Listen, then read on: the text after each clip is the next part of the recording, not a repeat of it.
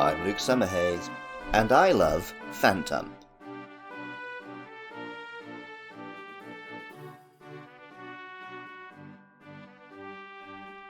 I love to go hiking in the mountains here in Nagano. It's beautiful, peaceful, and keeps my heart healthy. If one isn't careful though, it can be dangerous.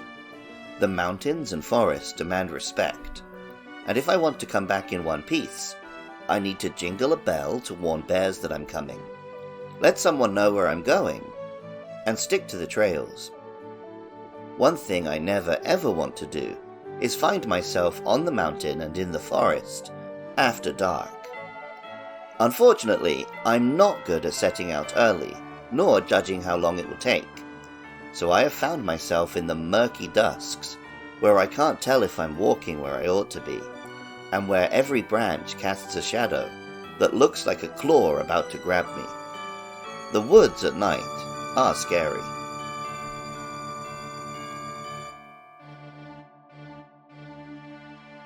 Phantump is a ghost and grass-type Pokemon that resembles a cut section of tree trunk, with horn-like branches and a ghostly black body trailing out the bottom.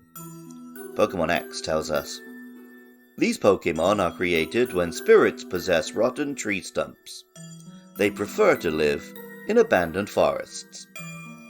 A ghostly possessed tree stump is scary enough, but Phantump is one of those Pokemon with Pokedex entries that get a little too specific in the lore and end up somewhat horrifying.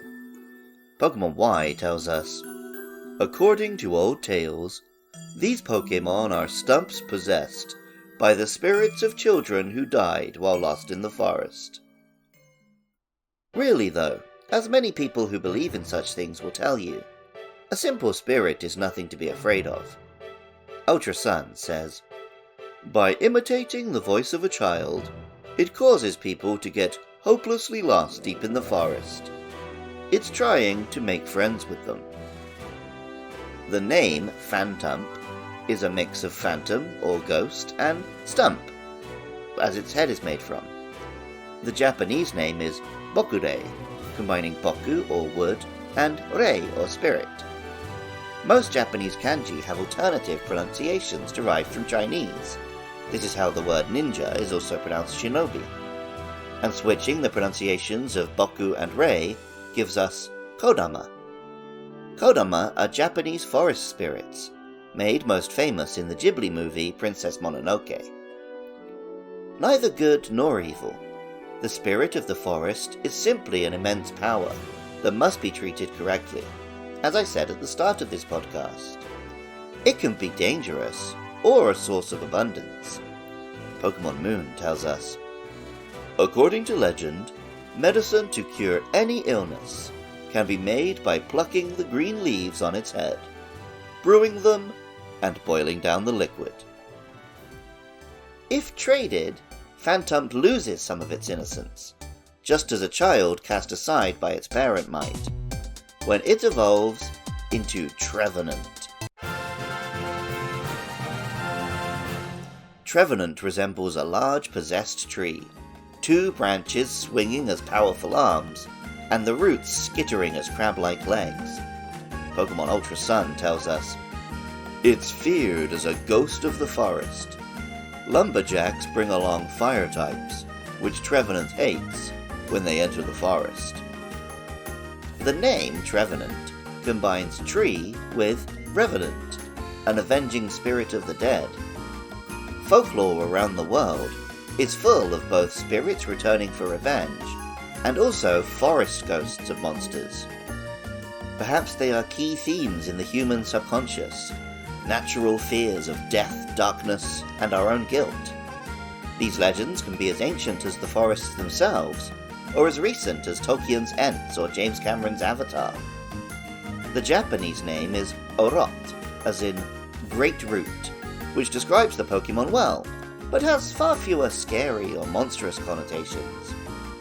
As Pokemon Y tells us, using its roots as a nervous system, it controls the trees in the forest. It's kind to the Pokemon that reside in its body. Trevenant has never had a big role in the competitive scene. Its ability Harvest lets it get multiple uses out of berries, so Clever Play can see it set up some stat boosts and make use of powerful moves like Poltergeist.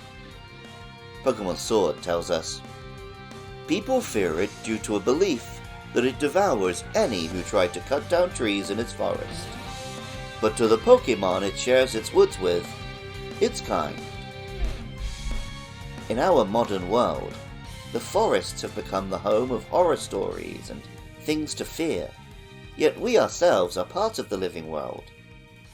While some days it seems like we are as far from that understanding as it's possible to be, the way stories like Avatar and Princess Mononoke, and characters like Trevenant or Treebeard resonate with people, makes me believe there's still hope yet. Music for Luke Loves Pokemon is by Jonathan Cromie. Artwork for the show is by Katie Groves. If you enjoy the podcast, find out about my other shows at podcastiopodcastios.org. Get in touch on Blue Sky at podcastpodcast, or support the show at patreon.com/podcastiopodcastius. I love hearing from listeners. Up next are Pumpkaboo and Bergmite, so hit me up about those or any other Pokemon. And even if you don't feel like doing any of that, thank you so much just for listening. I love Phantump, and remember, I love you too.